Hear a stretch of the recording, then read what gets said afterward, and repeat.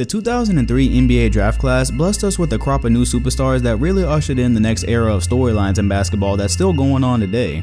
You had Dwayne Wade go to the Miami Heat and win a championship in just his third season. Chris Bosh hung around in Toronto as a top power forward until it was time for him to join Miami, where he'd become a champion.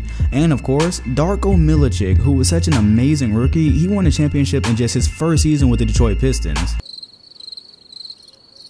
Alright, so obviously that part was actually reserved for LeBron James, who many believe to be the heir to Michael Jordan's throne before he'd even played a game in the NBA.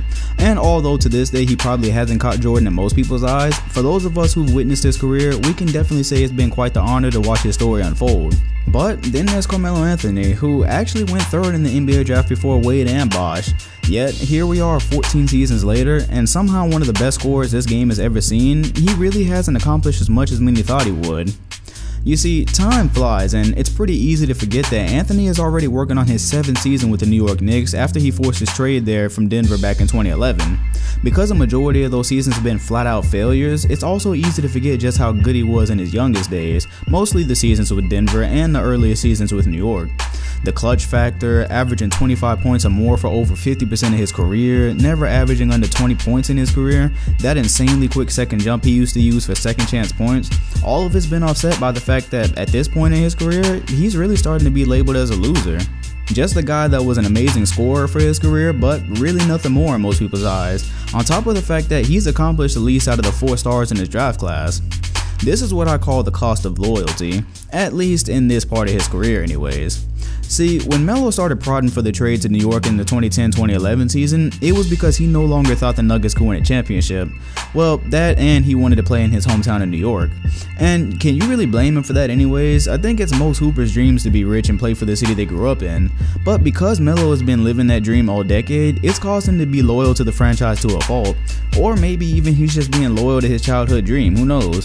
Either way, when you look at his relationship with New York right now, it just seems like that bad relationship that everybody on the outside can tell needs to end.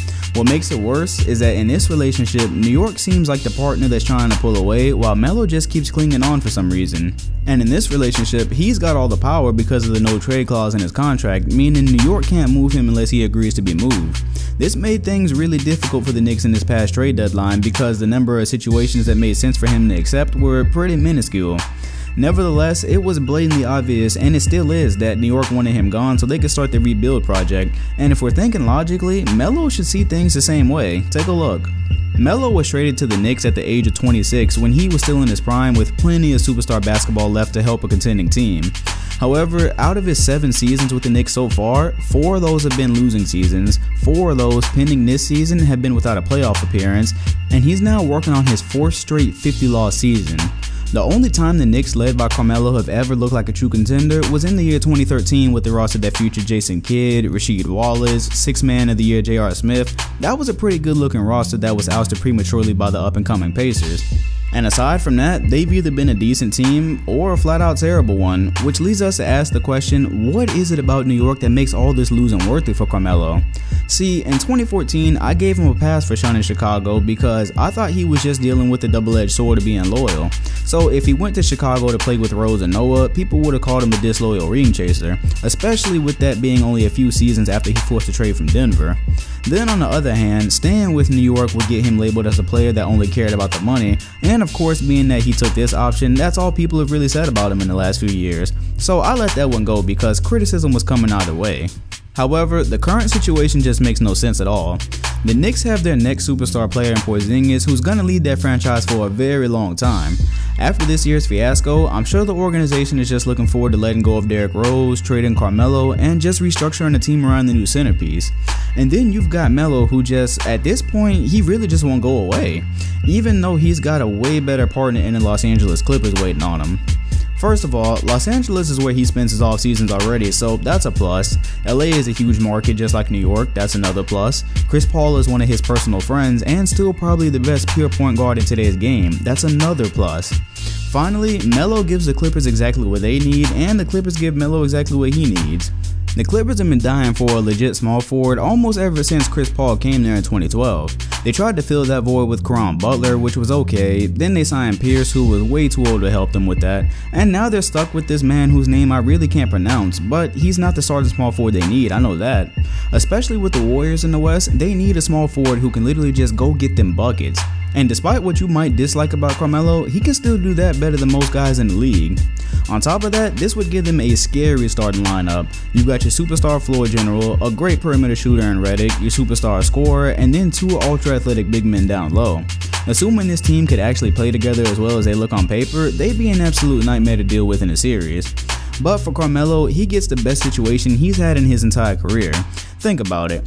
When Melo was in the playoffs, when's the last time you ever just said to yourself, gee, you better watch out for Melo's team? Never. His team has never been the favorite in this conference to even come out of it. The closest thing he's even experienced to that was in 2009 when the Nuggets with Chauncey Billups ran into Kobe Bryant, who would have rather died than lose in that postseason. You get Melo on this Clippers team, and all of a sudden he's got a situation where people take his squad as a legitimate threat. And not only that, but they've got a real shot at winning it all at that point. And not to dog Melo or CP3, but they desperately need each other at this stage in their careers. Here we've got 2 players who've basically been dominating at their positions for a decade. They play amazing basketball, they put up numbers, they make top plays, but by the time the season ends, they're either disappointingly knocked out of the playoffs, 1-0 individually, or usually just a combination of both of those. But just put yourself in your shoes a decade ago back in 2007. Back then, with what you knew about Carmelo and Chris Paul, you just kind of automatically assumed that sometime in the near future they'd be in a winning situation and they'd all have their moments. Yet years have flown off the calendar, these players have aged and have made virtually no progress towards that goal. To show you how bad things have gotten, particularly on Paul's side, since the year 2000, every team in the Western Conference has made at least one Western Conference Finals. Well, every team aside from the 2 Paul has played for, being the Hornets and Clippers actually. And on top of that, shortly after I made the video declaring Paul was going to the Spurs, he verbally committed to a $200 million contract with the Clippers.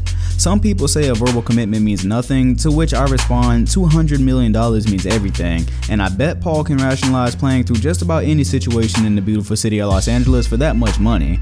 So if Paul does honor that commitment and things stay as they are, he's likely never going to win anything. And honestly, with how good both of these guys have been throughout my childhood, I'd absolutely hate to see them retire being known as really good players who really didn't just accomplish anything in their entire careers aside from personal statistics. So an article released not too long ago stating that the Knicks remain committed to moving Melo this summer, and to that I say, Melo, it's time to close this Knicks chapter. It's doing nothing for your career. The team is making no progress with you as you approach a decade in that uniform. They're ready to rebuild, and by staying there any longer, literally all you're doing is racking up meaningless points while your team continues to hang around the bottom of the East, all while taking precious years of your career away. And on top of that, your contract goes up in 2019, meaning the Knicks are going to let you go as soon as that's up if nothing's changed and you're still there. So why even bother prolonging the inevitable? As we speak, in all likelihood, you're not going to retire in your hometown. So when LA and New York start negotiations this summer, go ahead and waive that trade clause and pack your bags for Hollywood. I don't see a lot of ways for things to get worse than they've been in New York, so the grass is probably a bit greener on the other side. And that's all I've really got to say about these 2 today. I really wanted to make a video about Carmelo Anthony because I realize these days most of the talk surrounding him is really about what he hasn't done and what he can't do. And I feel like a lot of people weren't watching him back around like 2009 because he was like, in terms of scoring ability, he was like watching Kevin Durant before Kevin Durant really. Obviously KD does more overall, but the scoring, you get the point. I'd love to see Carmelo Anthony in a Clippers jersey because if you go back and watch one of my oldest videos, I actually fulfilled a prophecy. I said that if you ever wanted to see a comeback, just watch a Clippers game because they'd probably choke again eventually. And that was fulfilled last night when apparently they blew a, 18-point lead in 5 minutes? Yeah, so I'm tired of seeing the Clippers blow leads. Go ahead and get that score and become a contender because Chris Paul, whew, man, things looking bad over there. Clippers are going nowhere fast with that current roster.